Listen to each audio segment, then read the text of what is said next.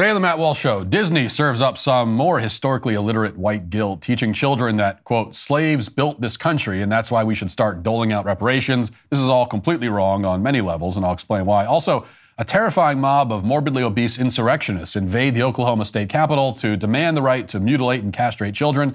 And Tennessee moves forward with its bill to outlaw sexual performances for children, a measure that Democrats in the state call anti-LGBT. But what does that tell us? Finally, in our Daily Cancellation, I am forced to cancel a right-wing commentator who has found yet another totally erroneous reason to accuse me of racism. All of that and more today on the Matt Walsh Show.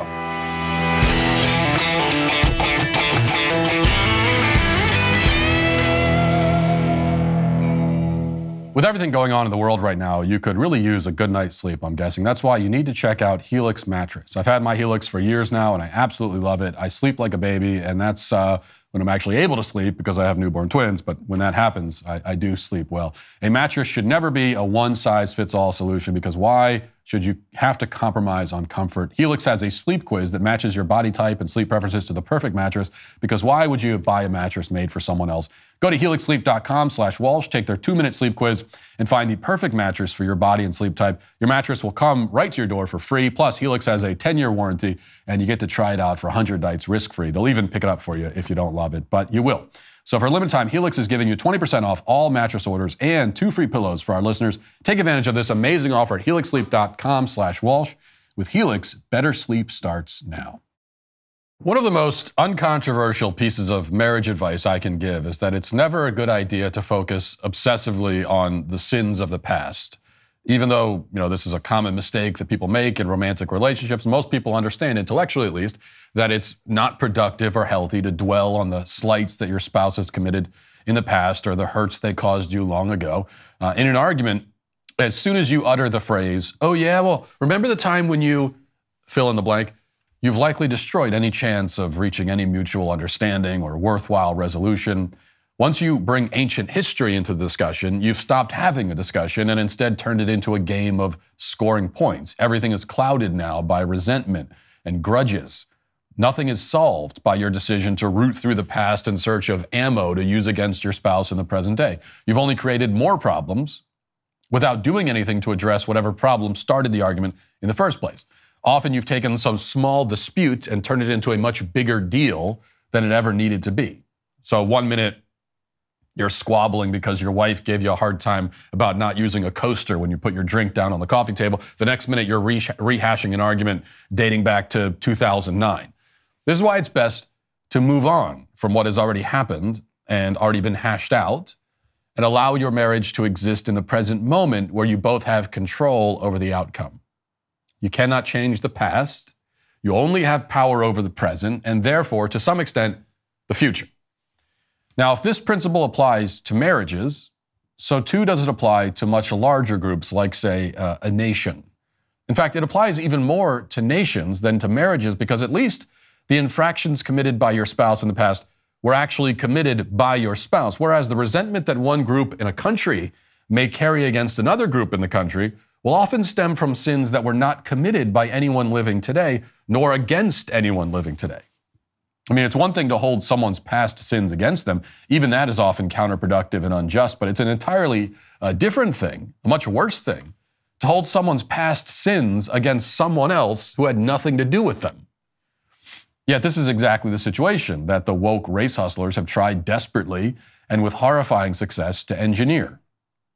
One of the reasons they've been so successful in stirring up these resentments, keeping ancient wounds fresh and still bleeding, is that they start the resentment building process very early, making sure to preach the grievance gospel to children from a very young age. Case in point, the latest uber woke episode from Disney's uber woke children's show, which is called The Proud Family. Now, for a little bit of background, The Proud Family was originally a kid's show on the Disney Channel back in the early 2000s. It was canceled in 2005. And then in 2022, it became just the latest reboot that nobody needed, nobody asked for, nobody wanted. The rebooted Proud Family, which can be found now on Disney Plus, promises to be louder and prouder. And it certainly fulfills at least half of that promise. A clip from a recent episode has gone viral over the past few days, and in it, we are treated to what we're told is a rap or a song about the sinister origins of the United States. And here it is.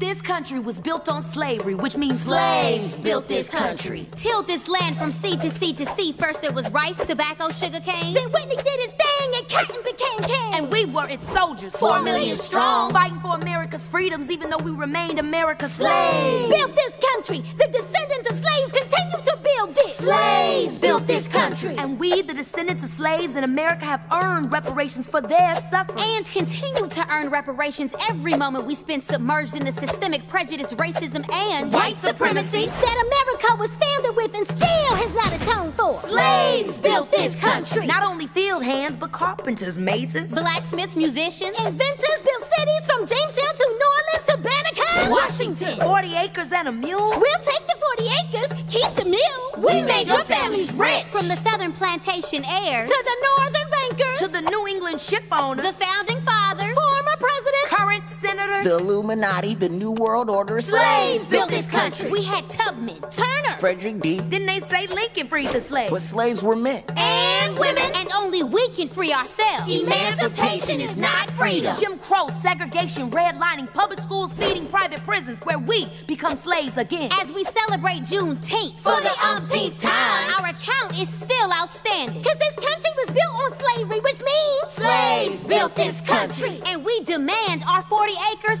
and a mule. Bump that! You can keep the mule. Keep the 40. We're taking our freedom.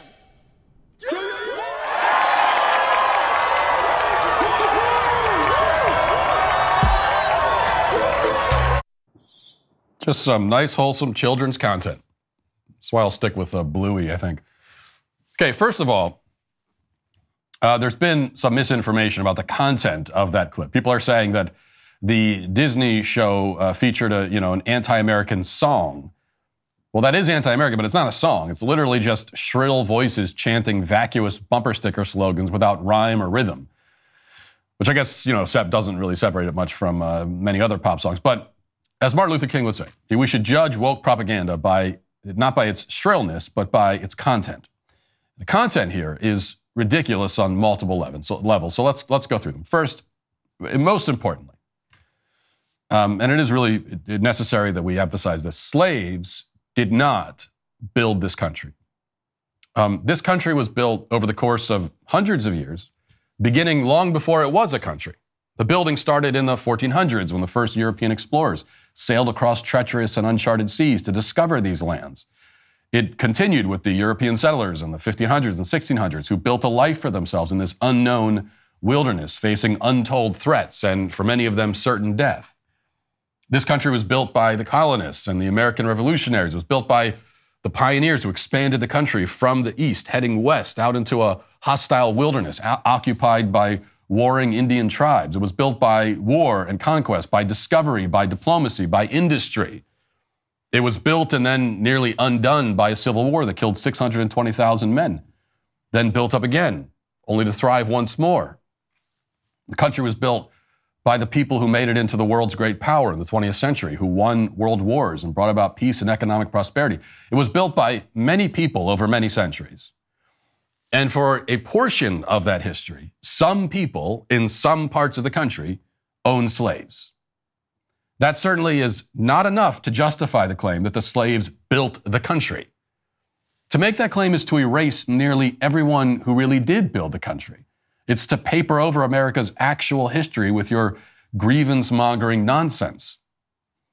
Now, if the mere historical fact of slavery automatically means that the country was built by slavery and forever is indebted to slaves and their descendants, then of course the same must be said about every nation on the planet. There is no race, no people, no nation anywhere in the world who does not inherit the guilt of slavery, if indeed the guilt of slavery can be inherited.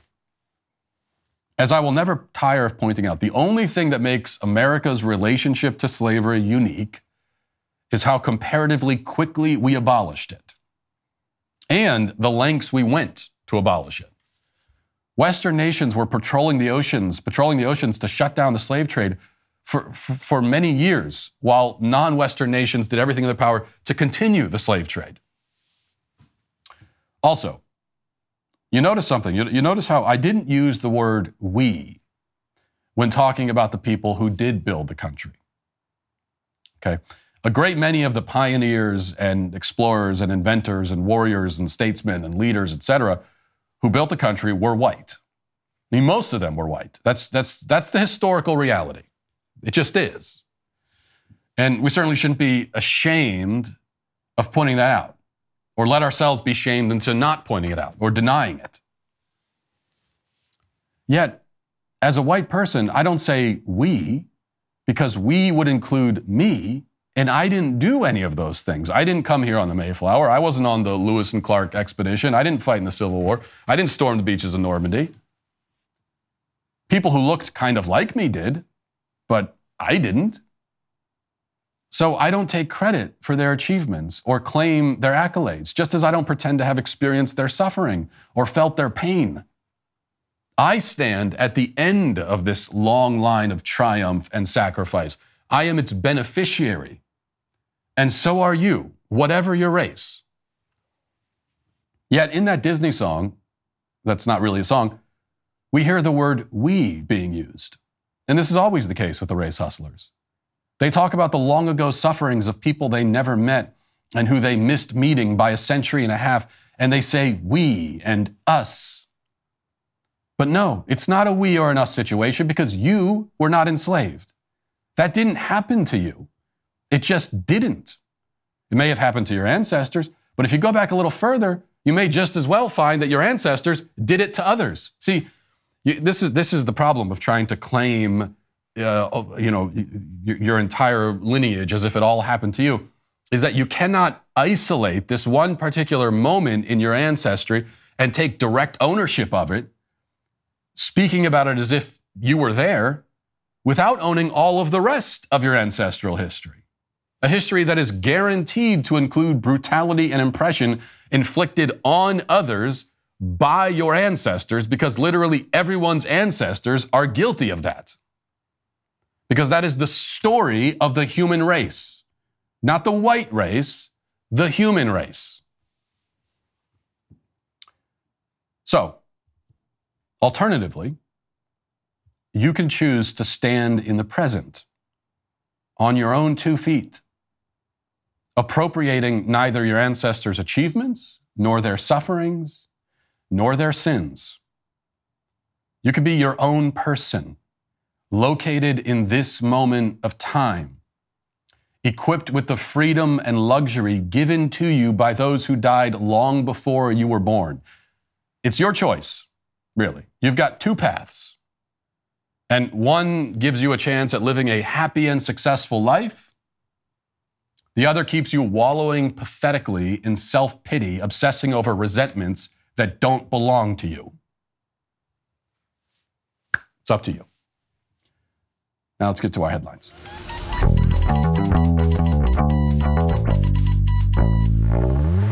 If the past couple of years have taught us anything at all, it's that in a crisis like a global pandemic or a natural disaster, even the basics can be really hard to come by. You need to be prepared for anything. That's why my new partners at Jace Medical are so important, and they are here to help. Jace Medical's mission is to empower you to be more prepared, better medically prepared, especially even in the worst case scenarios. A great way to start is with the Jace case, a pack of 5 different courses of antibiotics that you can use to treat a whole host of bacterial illnesses, including UTIs, respiratory infections, sinuses, skin infections, and many more. All you have to do is fill out a simple online form, and in some cases, jump on a quick call with one of their board-certified physicians. From there, you can ask your physician treatment-related questions on an ongoing basis. Look, with 6 kids, it's always good to be prepared for anything because, I never know what will happen. Having the Jace case on hand makes it easy for my family to be prepared for what life throws our way. What you got to do is go to jacemedical.com, enter code Walsh at checkout for a discount on your order. That's jacemedical.com, promo code Walsh. Okay, so the Post-Millennial reports trans activists gathered in the Oklahoma Capitol on Monday to protest legislation that would prohibit the sterilization and mutilation of children. Trans lives matter, they chanted. The legislative session began in the state on Monday, and lawmakers are expected to consider the Millstone Act, which would prohibit Oklahoma doctors from providing gender transition procedures or referral services relating to such procedures to anyone under the age of 26.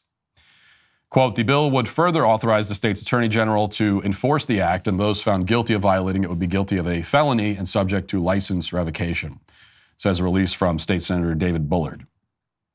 Child abuse is a felony in our state, and mutilating a young person's genitalia should be viewed no differently. The Millstone Act will hold those who perform child mutilation accountable by making such activity a felony.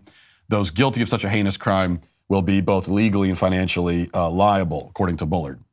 And 25 is a later cutoff than most bills in other states that are doing something similar. But I think 25 makes a lot of sense for reasons that we've talked about, that your brain is not fully developed, your prefrontal cortex isn't really fully online, so to speak, until the age of 25, which means that you don't fully have your capacities of discernment, long-term decision-making. All those things are not, haven't been fully developed yet.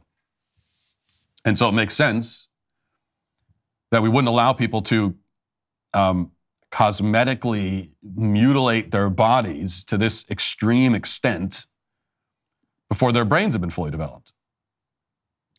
So I think it's a great bill. And I also like that. Now, it's not in here, so I'm not sure exactly why they call it the Millstone Act. But if that is a reference to the millstone that's supposed that Jesus says, if you're rather than harming a child, you'd be better with a millstone around your neck, drowning and thrown into the sea. Like if it's a reference to that millstone, then that's amazing. That's awesome. It's my favorite name for a bill probably ever. During his State of the State address, Governor Kevin Stitt said, "Send me a bill that bans all gender transition surgeries and hormone therapies on minors in the state of Oklahoma." Stitt previously signed bills that ban biological males from competing in women's sports and require sex-segregated bathrooms in schools to remain sex-segregated regardless of a student's stated gender identity.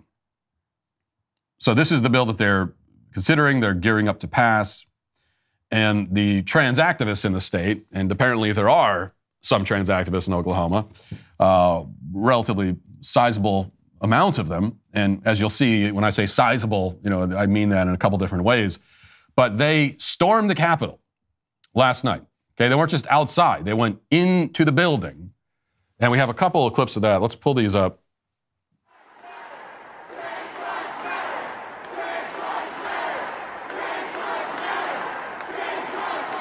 They're in the building. This is an insurrection. February 6th is when this happened, a day that will live in infamy. We will all remember February 6th. From here forward, every February 6th, we should solemnly recall where we were when we heard about this insurrection.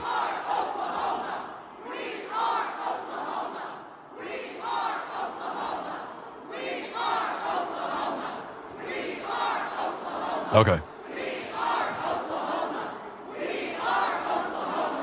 This is worse than 9/11.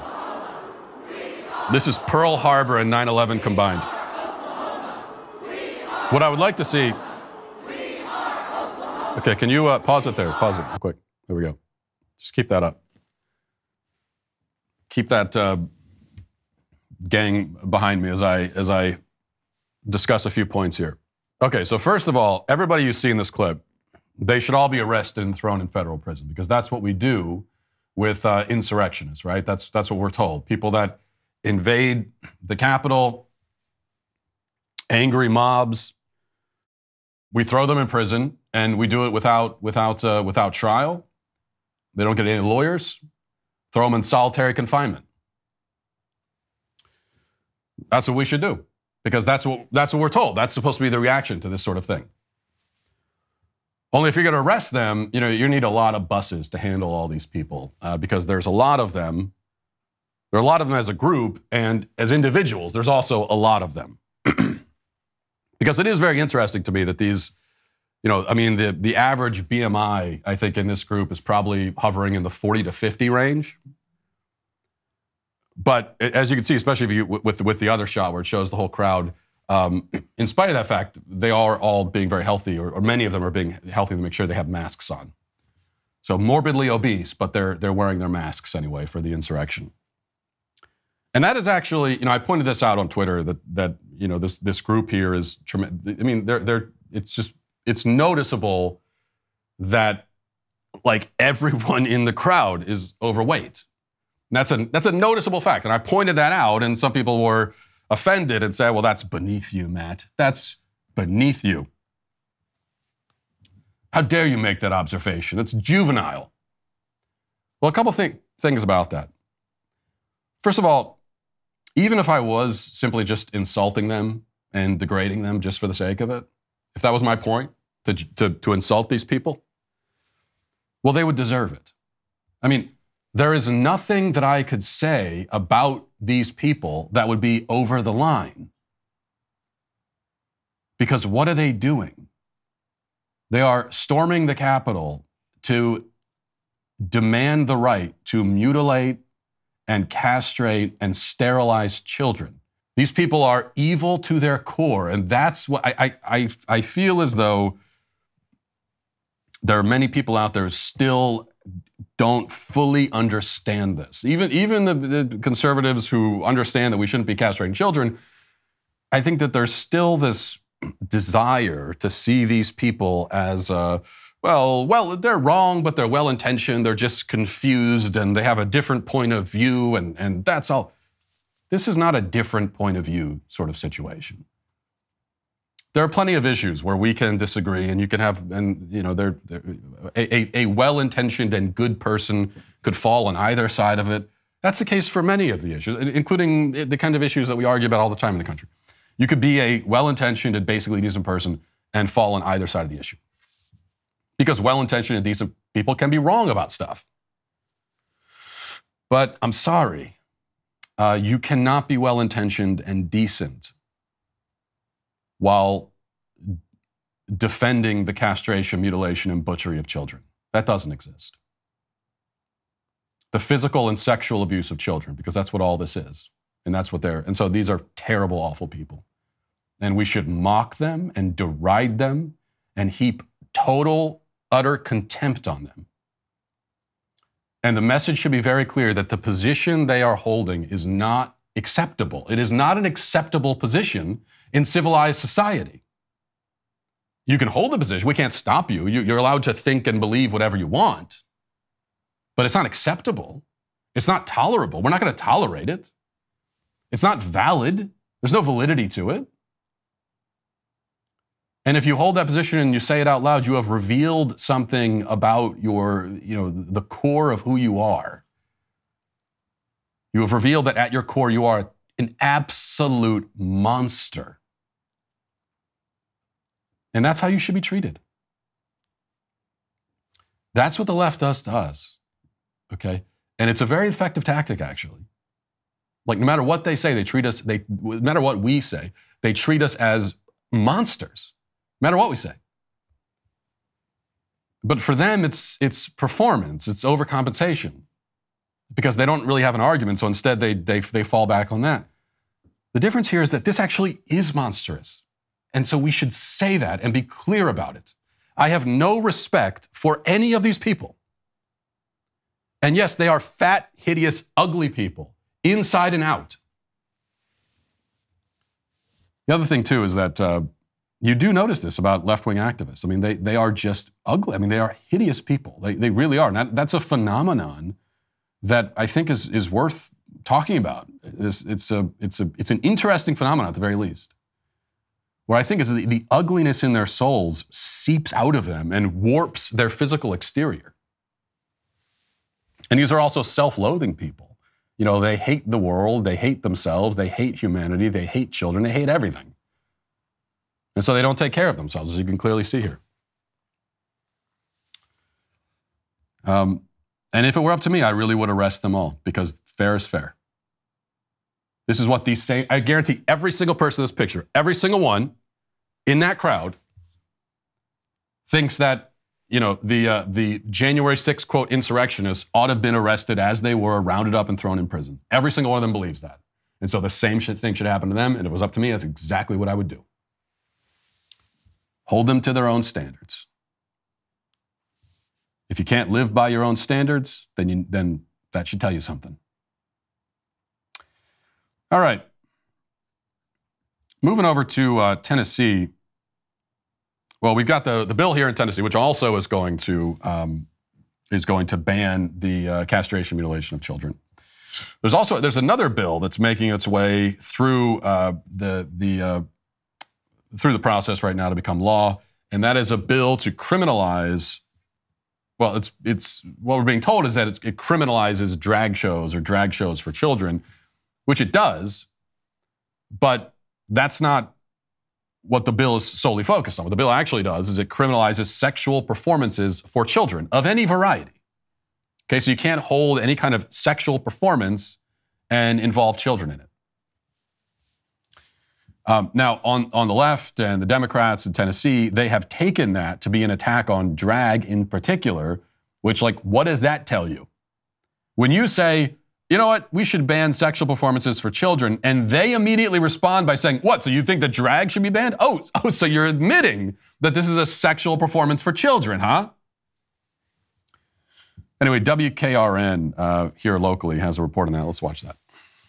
Capitol Newsroom now. Tennessee lawmakers discuss Senate Bill 3 today, also known as the bill to potentially criminalize drag shows. The bill went before 2 different committees, including the Criminal Justice Subcommittee. News 2's Chris O'Brien brings us inside. The ayes prevail. The bill moves on. If you wish to be recorded as a no, please see the clerk. In front of a packed House, the House Criminal Justice Subcommittee voted to advance a bill to potentially criminalize certain drag shows. And we are fighting against a group of folks who are set on hate, but really have no understanding of what this looks like in theory and in practice. Multiple people testified against the bill, saying it unfairly reprimands the LGBTQ community.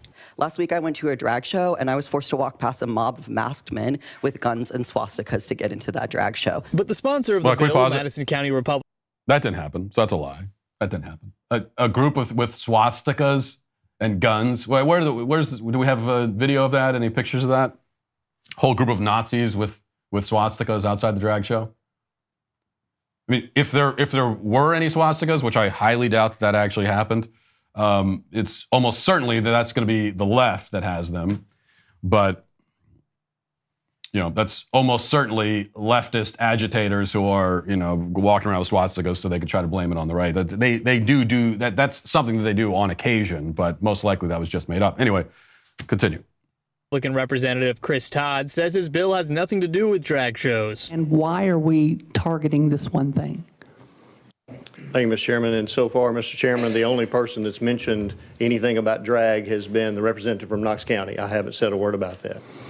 Republicans did have some concerns, particularly on the vagueness of the bill. Tennessee's own Miley Cyrus at Bridgestone Arena. I've seen her there in the past myself. Would that cross the line? Could she be subject to a pair of handcuffs based upon the vagueness? Ultimately, that answer would depend on if this bill passes the full legislature. For now, the bill rests with the full Criminal Justice Committee. In Nashville, Chris O'Brien. Yeah, I mean, you probably... Now okay, the full that's fine. Criminal Justice... Probably shouldn't bring kids to a Miley Cyrus show. At least not maybe it was a Miley Cyrus show 15 years ago or something. It'd be one thing. But in the modern, who would bring a kid? What? Miley Cyrus, current day Miley Cyrus? You're gonna bring a what? You're gonna bring a 7-year-old to that? If that's the slippery slope here, where now all of a sudden you can't even bring kids to a Miley Cyrus show. Okay, good. What? How is that some sort of like horrifying dystopian reality? Now, I think it's actually really easy, though, to distinguish between something like a drag show and a pop star musical performance. It would be pretty easy to distinguish between those things. And I think even in the language of this bill, it succeeds in doing that. But my point is that if you were to accept the slippery slope argument, I don't see it as a problem. To have some basic standards of decency, especially as it pertains to content that where children are involved, that's yes, we should have that. Historically in this country, we've always had that. It's only very recently where we've decided that the government has no role whatsoever in enforcing any standards of decency at all. Even when it comes to kids. And so if the sexual degenerates and perverts want to expose themselves to kids all day long and have sexual performances of kids, there's nothing we can do. Because if we were to do anything at all, next thing you know, we're in A Handmaid's Tale. Like, it's only very recently that people in this country have become stupid enough to buy an argument like that. Now, the reporter there in the news article is not being honest What we hear is that the sponsors of this bill claim that it has nothing to do with drag shows. They're not saying it has nothing to do with drag shows. They're saying it's not specifically outlawing drag shows. What they're saying is it outlaws sexual performances for children. And if there is a drag show that falls under that umbrella, then yes, it would be banned. But this would also ban, for example, a burlesque performance with featuring women where children are involved. It would ban that too. Now, you might point out that that's not really happening, that most of this stuff is involving drag. But that only tells you something about the people that are putting on these shows. That just tells you something about drag. I mean, if the whole drag industry will come crashing down if they aren't allowed to involve children anymore, well, then it sounds like the drag industry is one that should come crashing down. And they continue to tell on themselves so much because they don't even... a bill like this that prohibits sexualized performances for children, the left, they don't just claim that it's anti-drag. They say that it's anti-LGBT.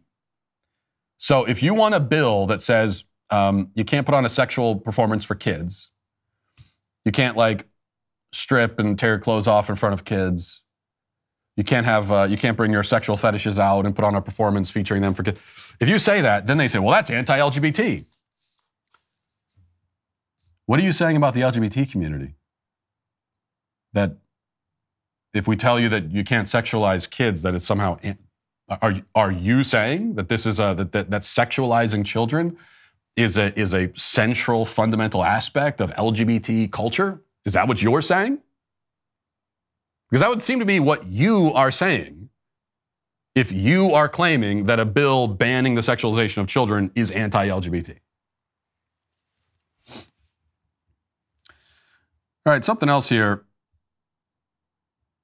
Kind of an update to a story from yesterday. We talked about, of course, the satanic ritual at the Grammys and conservatives reacting to it the way any normal, sane person reacts to a nationally publicized satanic ritual, which is that, from certainly this is the case for me, but from any other conservative that I've seen on social media or elsewhere or in the media, most conservatives said, well, this is disgusting and gross. Many have pointed out, as I did, that although it's disgusting and gross, it's also tedious and boring. Derivative. We've seen this a million times. So that's kind of been the reaction. I haven't seen anyone like running through the street like their hair's on fire, screaming and crying about it exactly. But people have objected, as they should. And yet the left has launched into, and the left-wing media in particular has launched into their usual routine of making the story about our reasonable reaction rather than about the thing that we are reasonably reacting to. So just one brief example of this, of many. This is from the website, the AV Club. And the headline is, Sam Smith wore devil horns at the Grammys and conservatives are losing it. The article continues, as similarly seen with Lil Nas X's devilish Montero in 2021, conservatives had their satanic panic panties in a twist over last night's performance from Sam Smith and Kim Petras. The two took the Grammy stage for a performance of their song Unholy, which won the award for Best Pop Duo. In addition to Petras making history as the first out transgender woman to win in the category, she and Smith stoked the flames of controversy with a fiery, hell-themed performance, much to conservatives' chagrin. Boneheaded political abomination Ted Cruz added his 2 cents last night, calling the set evil. Marjorie Taylor Greene also tweeted about the performance, fit with a Pfizer conspiracy too dim-witted to even bother breaking down. Aside from the blatant thematic ties to Unholy, Petras says that the red lace performance was inspired by the duo's experience with religious institutions. Petras told Variety, I think a lot of people honestly have kind of labeled what I stand for and what Sam stands for as religiously not cool. And I personally grew up wondering about religion and wanted to be a part of it, but slowly realizing it didn't want me to be a part of it. So it's a take on not being able to choose religion and not being able to live the way that people might want you to live, because as a trans person, I'm already not kind of wanted in religion. So we were doing a take on that, and I was kind of Hellkeeper Kim. Like the discussion around Lil Nas X and his striptease with the devil, conservatives love to ignore storytelling context, opting to spout off nonsense about queer and trans artists peddling out Satanism and immoral lifestyles to, oh my, the children. Okay, et cetera, et cetera. Yes, those conservatives who absurdly, with their conspiracy theories, that these people are peddling Satanism as they literally dress as Satan and put on a performance that they admit was meant to resemble and therefore is a satanic ritual. So they admit that's what they're doing, and then we notice it and say, look, they're doing a satanic ritual. And then the media comes along and says, you conspiracy theorists claiming that it's a satanic ritual. I get so tired of this routine of intentionally trying to provoke people. And then when they're provoked, blaming them for being provoked. And it's all meant to desensitize, and it's meant to convince conservatives that anytime something like this happens, what we should really do is say nothing at all and remain quiet and compliant and just be good little boys and girls and say nothing while the Satanists carry on with their BDSM-themed satanic performances. That's what it's supposed to be. That's how they want us to react. And there are some conservatives that is how they react, and that's what they claim. Even after this, there were some conservatives on social media who were saying, well, don't give them what they want and talk about this. Just move on. No, actually, that's not what they want. Like, what they really want, if we talk about it, then they're going to try to use that to their advantage because that's how the game is played, right? And they're going to try to use that to make victims of themselves and generate more publicity and all the rest of it. But what they really want, most of all, is to be in a culture where they can carry on this way and nobody will object whatsoever. That's what they're ultimately fighting for, is a culture that is totally succumbs to this stuff. And so if you remain silent and do not object, then you are helping them towards that end, which to me seems rather obvious. Finally, as we've discussed on this show, yesterday we talked about marriage and husbands and wives and what makes men happy, etc. I think partly, it's as a consequence of this conversation, there's this TikTok video that has gone viral showing, once again, another one of these day in the life TikToks, and this one shows a stay-at-home husband. We've seen one of these recently, but this one somehow manages to be even worse. And here it is. Day one of being a stay-at-home husband. Made us some tea and cuddled on the couch. And then I started to pack her lunch before she went to work with all her favorite foods.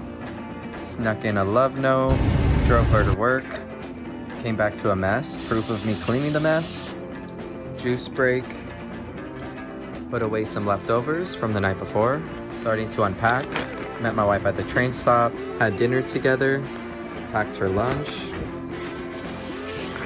can't forget her snacks, and sent her off to bed.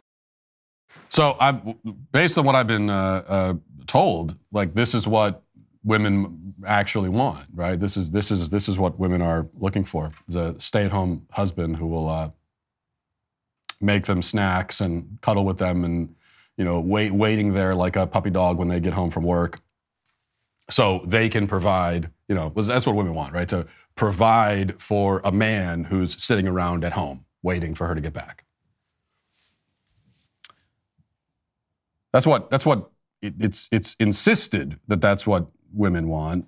And in fact, it's insisted that women should want that, and that conversely, men should also want to live the life that we see there. And yet it's just not the reality in practice. And we know that for a lot of reasons. One of them, by the way, is that if this is the life that you choose, your chances of getting divorced are much higher. In fact, even if both husband and wife are working, as soon as the wife earns more than the husband, divorce rates go up by 50%.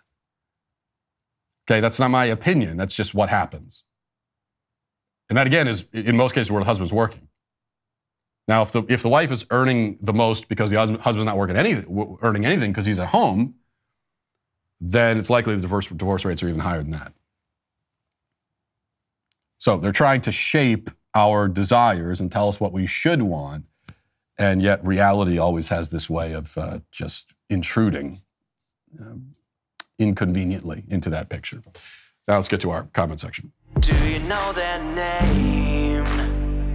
They're the Sweet Baby Gang. We all know when you're trying to find the right person, there are specific things to look for, such as someone who shares the same goals, beliefs, and values, or if they're part of the Sweet Baby Gang, which tells you that all the other things line up. Too bad there's not some sort of technology that can easily find the right person for you. But if you're hiring, there is technology that you can use that will quickly help you find the right person, and that is ZipRecruiter. Head to ZipRecruiter.com/Walsh and try it for free today. ZipRecruiter uses powerful technology to find the right candidates for your job. If you see a candidate you like, you can easily send them a personal invite so they're more likely to apply. Their user-friendly dashboard makes it easy to filter, review, and rate your candidates all from one place.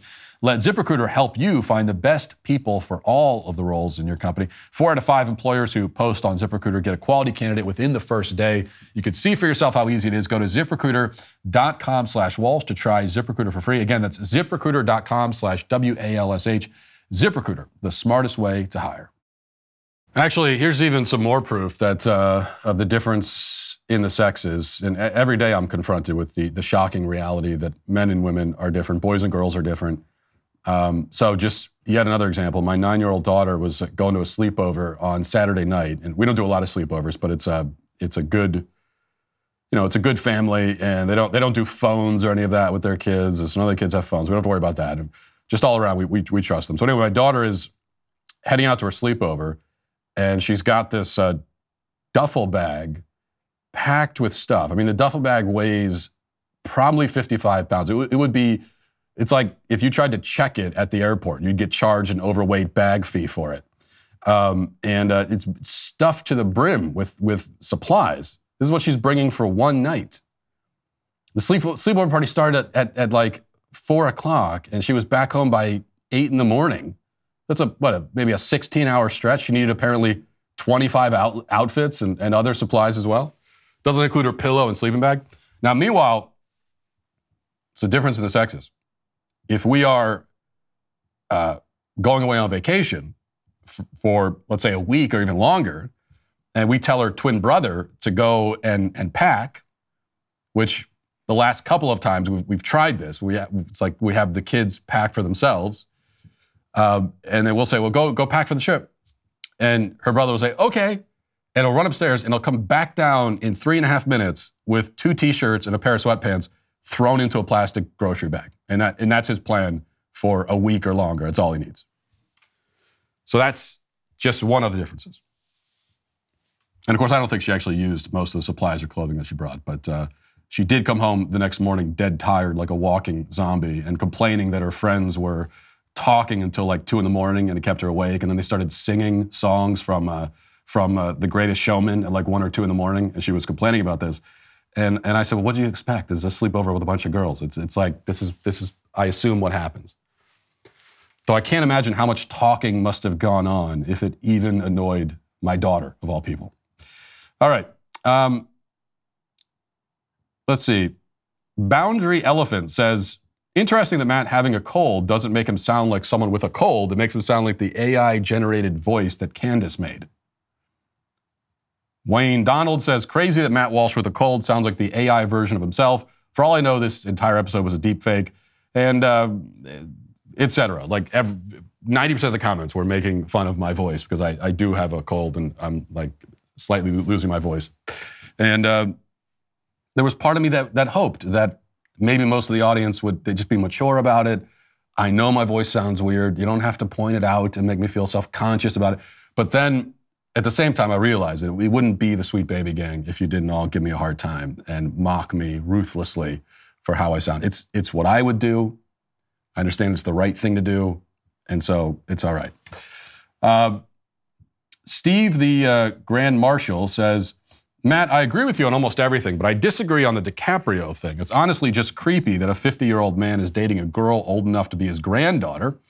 Even if she's legally capable of consent, it's still very weird, and honestly, the power dynamic there is also concerning. So I don't think you disagree with me in that case, because I never said that it's a good idea for a 50-year-old man to date a 19-year-old woman. I never said it's a good idea. What I said is that the feminists that are drawing a comparison to this and like child rape and child molestation, who are saying that he's a sex predator, okay, that's absurd. That's my point. And then my second point is to observe the many contradictions that are present in this idea that a 19-year-old can't fully consent to dating Leonardo DiCaprio, but a 15-year-old girl can consent to having her breast removed and all the rest of it we went through yesterday. So that was my point. Now,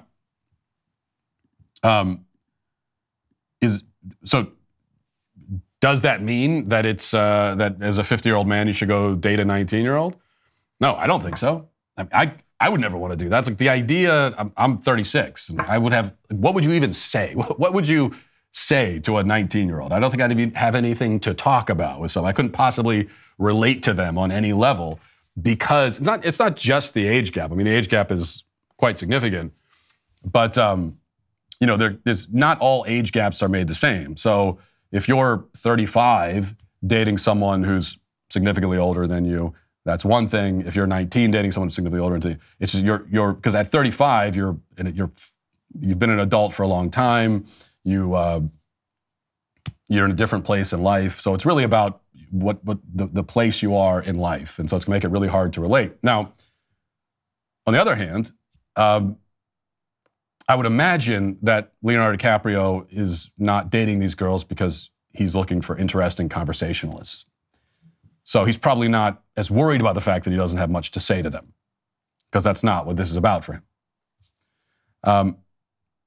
And there's one other contradiction here that I think, and other people have pointed this out, but when you compare the left's reaction, not everyone on the left, but this seems to be a feminist thing that's starting now, where they take these Hollywood actors that date younger adults and try to turn them into sex predators. But consider for a second this point.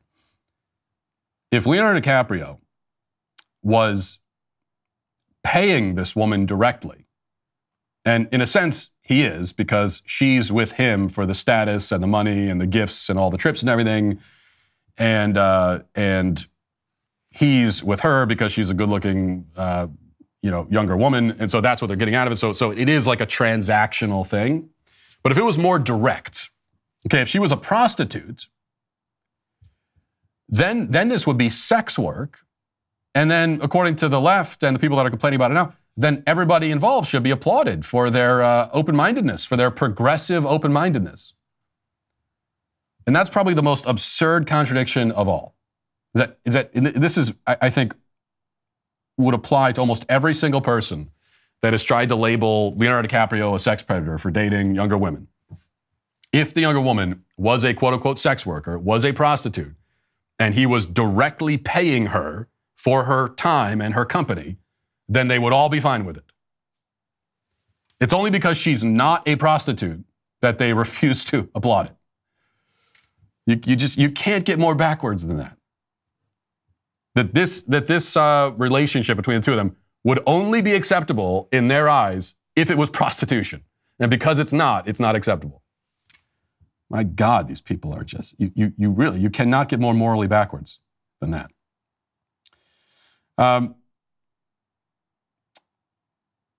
Joseph says, Matt, amongst all this satanic evil, I wanted to let you know that your show inspired me to quit porn, an addiction I had since 9 years old, my God. Find God and reconnect with an old girlfriend whom I plan on marrying soon. Thank you for what you do. Well, I love to hear that, Joseph, and congratulations to you for getting your life together. And then, let's see, finally, okay, Jay Stoss says, I thought Matt was going to cancel Maj Toure again. I was really, really looking forward to it. Well, if you're looking forward to it, then I have good news coming up.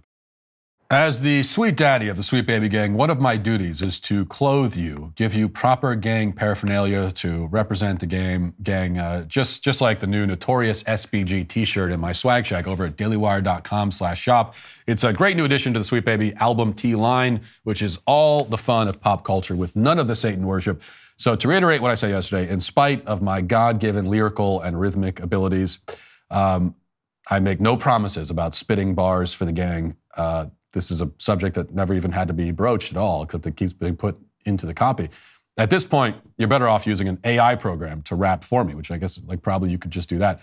Have fun with whatever Pandora's box that statement just unleashed, and head over to dailywire.com/shop to get your Notorious SPG t-shirt today. Also, guys, your lady loves you and means well, but without the proper nudge, she just might not get you the right Valentine's Day gift. She might get you something like a silly stuffed bear or a pair of boxers with her face on it, and then you'll have to pretend it's what you always wanted. How about you get something you actually want, like a Jeremy's Razors Valentine's gift bundle. Now, just 30% off. She'll love the price. You'll love that it's not pink or covered in cartoon hearts. It's the sappiest of holidays, of course, but you can keep your masculinity intact with the new 5-blade, sharp as truth, Precision 5 razor. So you're, I guess you're buying this for yourself for Valentine's Day, or you're telling her to buy it for you. I don't know. Growing your whiskers instead of shaving them like a true man should, that's just the start of dropping hints that you want a luxurious Jeremy's beard kit. Just make sure you do it fast so she orders today to arrive in time for Valentine's Day. Send her to jeremysrazors.com to shop the 30% off Jeremy's Razors Valentine's bundle. You'll both be glad you did it. Also, tonight, it's finally here. We're not talking about the Uncle Joe's State of the Union, which will no doubt be filled with mumble-mouthed lies about how inflation is actually good for us and self-congratulatory victory laps for sending us closer to World War III. We're talking about the insightful and hilarious commentary from your favorite Daily Wire Plus hosts before and after the address. Tonight at 8:15 p.m. Eastern, join me, Ben Shapiro, Michael Knowles, Andrew Klavan, Candace Owens, and Jeremy Boring for a one-of-a-kind commentary experience. We'll give you a fresh and entertaining perspective on the State of the Union, and you can watch the whole thing on Daily Wire Plus. So tune in for Backstage tonight at 8:15 p.m. Eastern at dailywireplus.com. Now, finally, let's get to our daily cancellation. So today we have a repeat customer on a daily cancellation, as we must cancel alleged right-wing commentator Maj Toure. You may remember Maj from his previous appearance in this segment 5 or 6 months ago. He had become incensed when I made the point that slavery is not an exclusively white sin, and that, in fact, all races practice slavery and were victims of slavery. Maj did not want this truth to be acknowledged, and so he launched into a multi-day temper tantrum, attacking me on various platforms and accusing me of racism. I'm guessing his feelings will be hurt once again after the opening monologue today. Ever since then, Maj has continued to look for any opportunity to whine about me, calling me a clown and a bigot and other insults, always in response to points that I've made that he then wildly and intentionally misconstrues. Just last week, for example, Maj was posting Instagram videos and doing interviews on other podcasts and tweeting up a storm, furiously attacking me for suggesting that we should be tougher on crime in this country.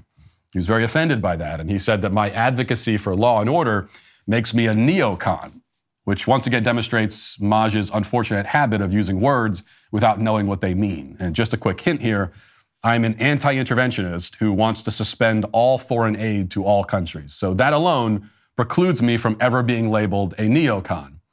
You might as well call me a vegan while you're at it, if you're just going to throw labels at me that are literally the opposite of who I am. I've generally ignored most of Maj's crybaby fits. In fact, I've never initiated any interaction with this guy in my life. I've never intentionally tried to talk to him. Prior to the whole slavery kerfuffle, I vaguely knew of him as sort of a right-of-center pundit and gun rights activist, and I would have considered him, in many respects, an ideological ally. But sadly, Maj would prefer to use my name for clout and to take potshots at me as a means of building up his own platform and increasing his own name recognition. As he sees it, there's no point in working with someone when you can get more clicks and retweets by tearing them down constantly. And this is I have to tell you, a depressingly common occurrence in the right-wing media sphere in particular. And it's one of the many reasons why conservatives so often lose. All that to say, by acknowledging him, I will be giving him the attention he so desperately seeks from me. And that's a downside of this. I generally try not to feed the trolls, yet I can't help but make an exception in this case for reasons that may soon become clear. So, late last week, a video went viral of a vicious assault on a school bus in Florida. There was a large teenage boy along with a couple other seemingly smaller and younger boys. And they could be seen viciously beating a 9-year-old girl as she sits on the bus. And if you haven't seen the footage yet, it's very upsetting. Fair warning, but here it is.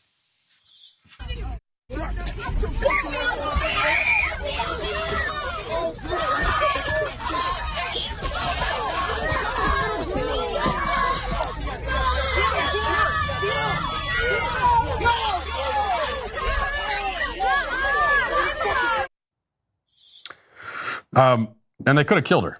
I mean, you beat someone over the head repeatedly, that's the way to kill someone. They didn't, thank God, but they could have. And they wouldn't have cared if they did, by the way. Now, the attacker in the video has been arrested and will face charges, though there's no reason to think that he'll ultimately end up with anything more than a slap on the wrist, because that's usually the way these things go. But the fact remains that the teenage boy beat the hell out of a 9-year-old girl, a third his size. It is a vicious, brutal, animalistic behavior and should be condemned as such, which is why I tweeted on Friday that these are, quote, children raised to be animals, because that's what they are.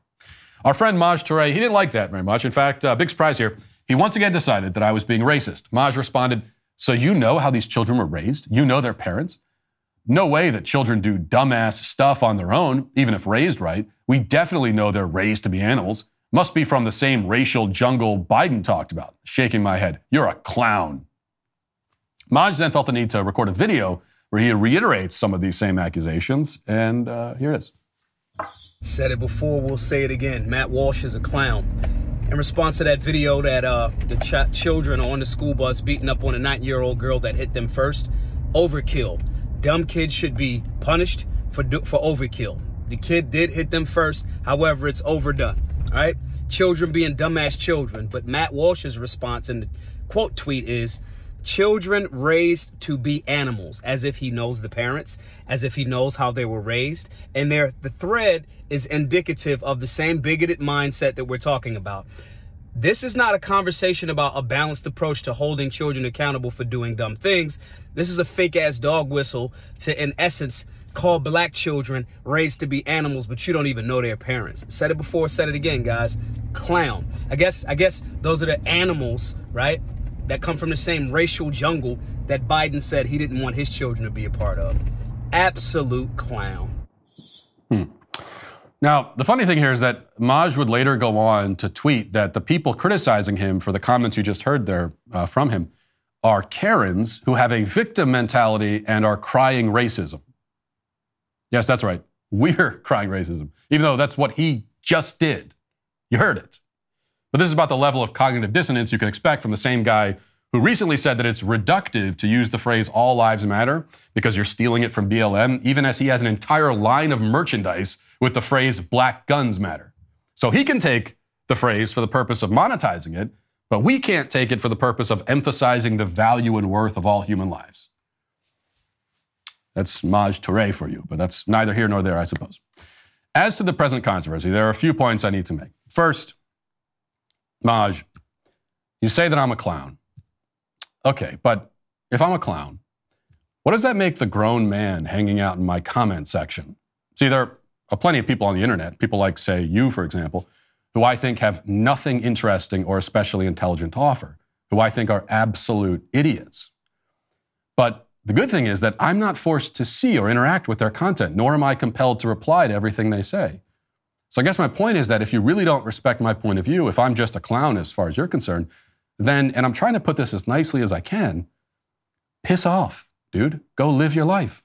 I release you from any obligation to be my reply guy. In fact, you never had any such obligation. So that's the good news. Second, I never said anything about the races of the children involved. It may shock you to learn this, but I am opposed to teenage boys of any race brutalizing 9-year-old girls of any race. You know, you are the one who has once again found a way to racialize something while accusing everyone else of racializing it. Because you're also a coward who can't stand on your own words. And since you clearly do see this through a racial lens and you've made it a racial issue, I must wonder whether you would be so desperate to minimize the actions of the assailants if they were white boys beating up a black girl. After all, you must have some kind of motivation that would drive you to utterly humiliate yourself by using the "she started it" excuse. Now, it's not at all clear from the video who actually did hit first, and even if you did see a first hit in the video, that wouldn't tell you what happened right before the video started. You see, videos almost always begin after the action starts. Otherwise, there'd be no reason for anyone to be filming in the first place, okay? Something happens, someone pulls out their phone, starts filming, so the first thing you see in the video is not the first thing that happened, Maj. But that's all completely and totally irrelevant. There is no circumstance that would ever even begin to justify or minimize the brutal physical assault of a 9-year-old girl who is cowering with her hands over her head while being pummeled in the skull. Okay, there are plenty of cases where the details about who started it really matter. A fight between two teenage boys, for instance. I think in that case, it matters who started it. But when a little girl in 3rd grade is being pummeled over the head by a teenage boy, the question of who started it could not be less relevant.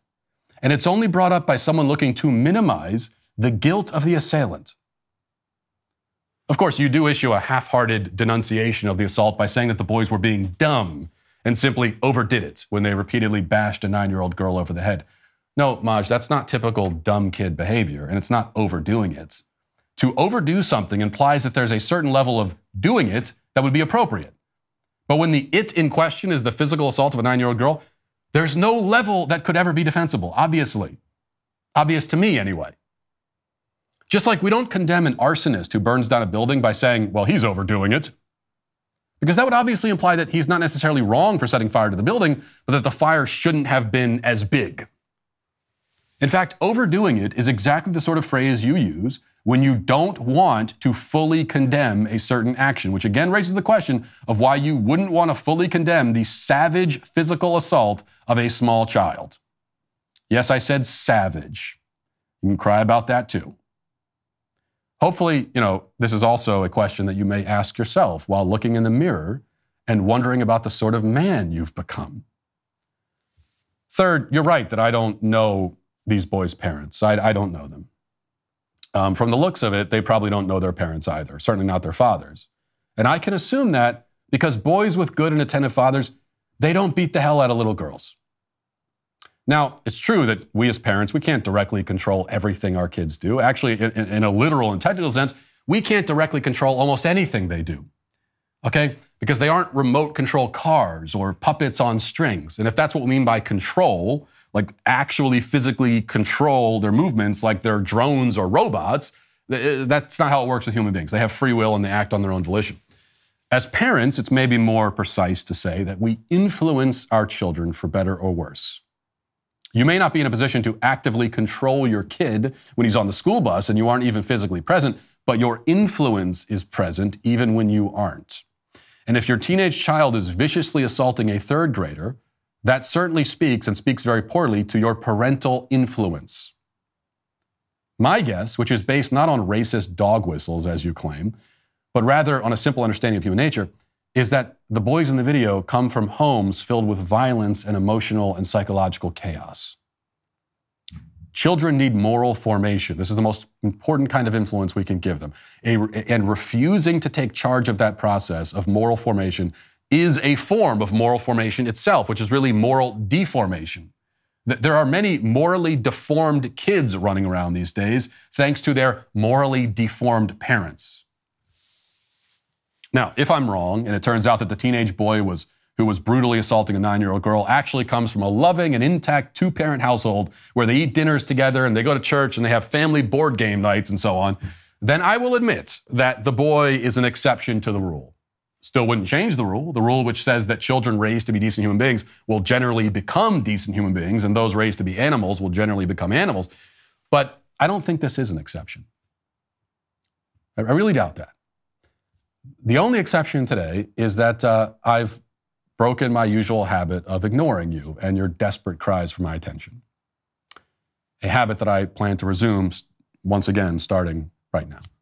And this is all just a way of saying that Maj Toure is today, once again, canceled. And that'll do it for this portion of the show as we move over to the members block. Hope to see you there. If not, talk to you tomorrow. Godspeed.